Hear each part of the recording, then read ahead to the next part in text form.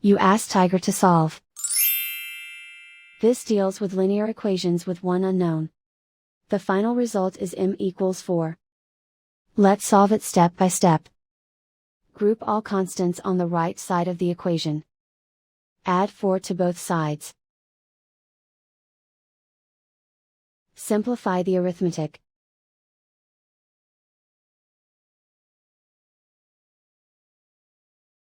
Isolate the m. Divide both sides by -6. Cancel out the negatives. Simplify the fraction. Cancel out the negatives. Find the greatest common factor of the numerator and denominator. Factor out and cancel the greatest common factor. And so the final result is m=4.